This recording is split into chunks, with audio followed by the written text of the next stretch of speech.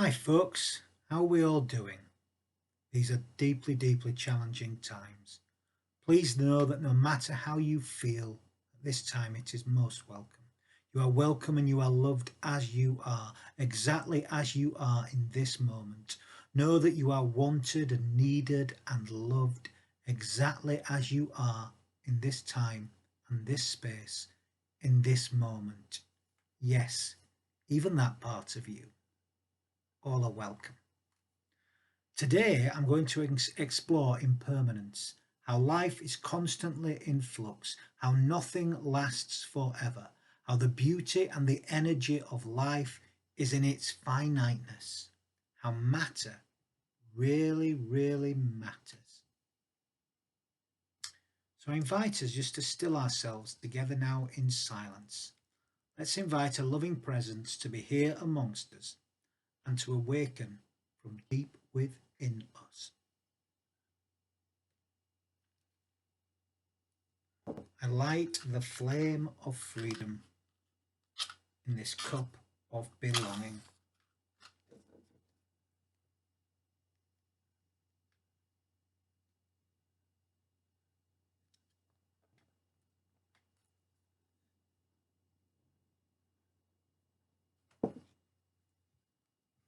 Look to this day, for it is life, the very life of life. In its brief course lies all the verities and realities of your existence, the bliss of growth, the glory of action, the splendor of beauty. For yesterday is but a dream, and tomorrow is only a vision. But today, well lived, makes every yesterday a dream of happiness, and every tomorrow a vision of hope.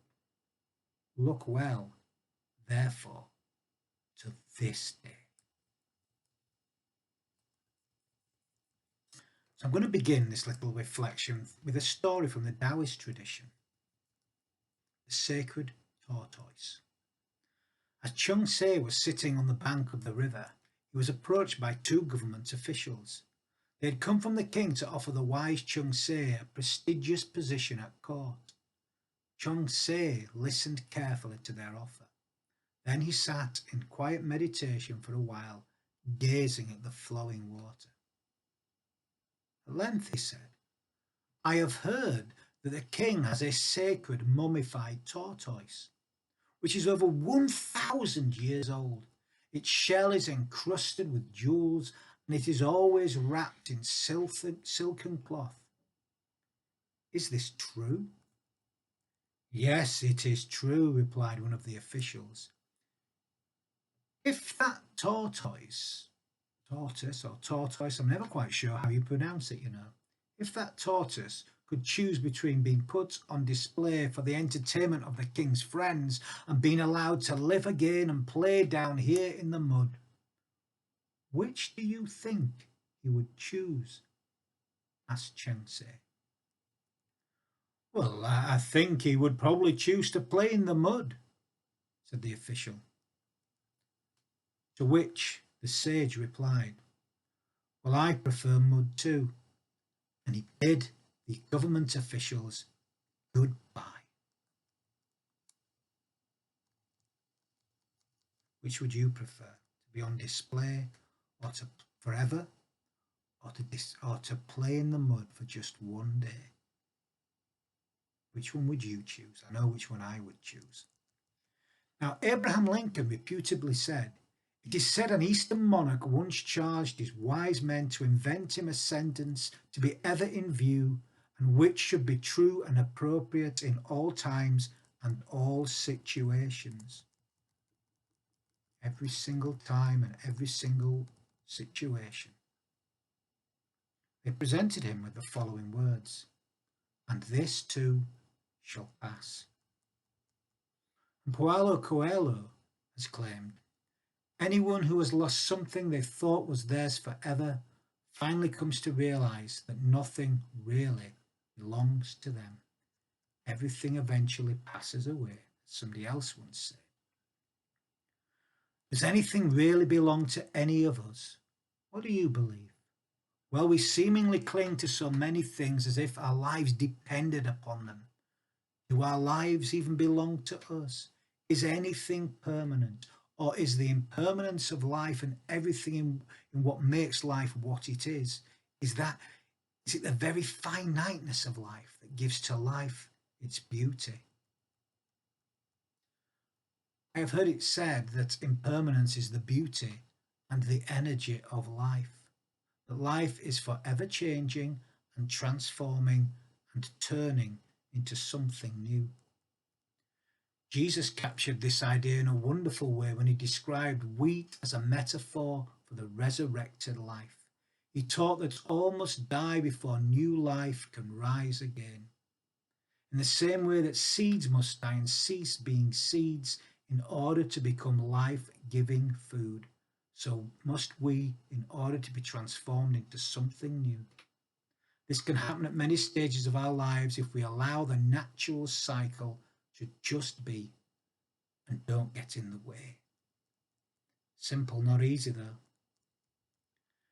Impermanence says that nothing stays exactly the same and nothing is ever repeated in exactly the same way again. This was wonderfully expressed by the ancient Greek philosopher Heraclitus some 2,500 years ago. He said, among many other things, everything flows, nothing stands still. No one ever steps into the same river twice. Why? Because the river is not the same, and neither is the person stepping into it. He also said, nothing endures but change, suggesting that the only constant thing in life was and is change, that life was constantly in flux, and that everything is impermanent. And in more contemporary times, the Buddhist Pema Chodron has said, impermanence is the goodness of reality. It is the essence of everything. And yet so often in life, we try to cling to things, to hold on to things, to maintain things exactly as they are. This seems to be going against everything that life is and the nature of all that is life. Nothing stays exactly as it is in its current state. Everything changes from moment to moment, and to resist this is to resist life. In everyday spiritual practice, James Ishmael Ford talks about the lessons he has learned from practicing Zen Buddhism.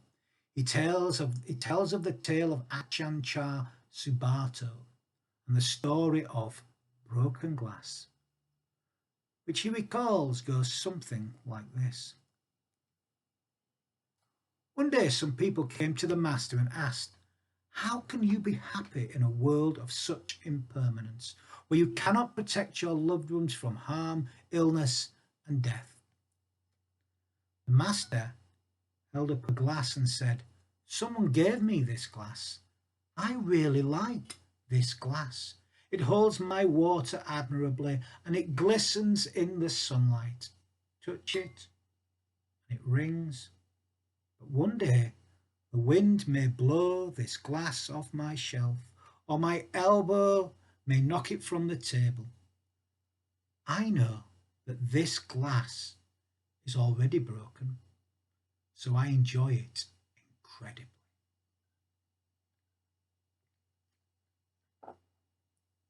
And here lies the lesson of impermanence. Knowing that the glass is already broken, we can enjoy it in all its finite beauty. And that's the beauty of matter, that matter is finite. It does not last in its current state forever. It comes into being and it goes out of being. It transforms into something else. If I've learned anything, I've learned that everything matters because it does not last forever. It is finite. You know, there was a time when I used to think that nothing mattered for the very same reason, because it did not last. Now I understand that everything matters. Every drop of rain, every thought, every feeling, every word, every deed matters. Everything we do and do not do matters. You really matter. Everything matters because nothing ever lasts forever. Does that echo on the Bunnymen? I believe this powerfully, although only with regard actually when I speak of the material life. I do experience an energy, a spirit that permeates all life that is not finite. This, I believe, is not impermanent, and it is this that is the real energy of life, if you like, that flows through life. What I have found is that when I let go of my attempts to control and halt the impermanence of the material world, I come more at one with this energy, and I discover a deepening sense of connection to all that is, all that has been, and all that will ever be. And I feel at one. Now, maybe there are other things that remain too. What about wisdom and knowledge, shared understanding? Does this die off as the seasons change? I do not know. All that I know is that for now, I'm going to enjoy this glass and the water that's contained within it.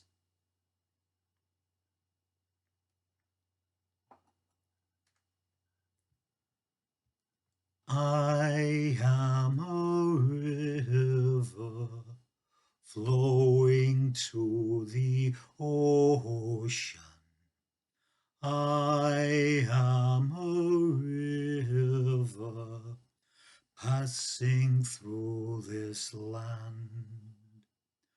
Flow like a river, flow like a river, flow like a river, passing through this land. I'm passing through this land. I'm passing through this land. I'm passing through this land. Onward, ever onward. So a few questions perhaps to ponder. What feelings does the impermanence of life bring up in you? Do you believe that everything in life is always changing, that nothing ever stays the same? Does anything really belong to any of us? Do our lives even belong to us? Is anything permanent? Or is the impermanence of life what makes life what it is? What can we learn from impermanence? Where do you find the beauty in impermanence and change? Do you think that impermanence is the beauty and the energy of life? Do you yourself have personal experiences that you'd like to share related to changes within you? What aspects of yourself have died only to be born into something new? What sustains you in the impermanence of life? Is there anything we should cling to, or should we just let go completely? What about our responsibilities? Does impermanence mean that nothing really matters, or does the finiteness of life means that everything matters all the more? Is that what makes life so precious? Is that what makes you and I so precious? Do you believe there is anything that is eternal, that does not die, that never changes? What are your thoughts? Why don't you ponder them? Share them. Let's get a conversation started. Anyhow, that's enough for today. I'm going to end with a few words of blessing. We should all bless more, you know. We should all bless one another with our loving presence, even if we're just doing it virtually. Let's bless a bit more. The world needs more blessing. So I invite us once more just to still ourselves before we return to our lives. Let's be still and silent. May the Eternal bless you and protect you. May the Eternal smile on you and favour you. May the Eternal befriend you and prosper you. And as we live in the love and beauty of our finite lives, a living aspect of the eternal force. As we do this, may we carry that song of the eternal with us, and may we do so in all that we feel, in all that we think, in all that we say, and in all that we do. Let's go in love and peace.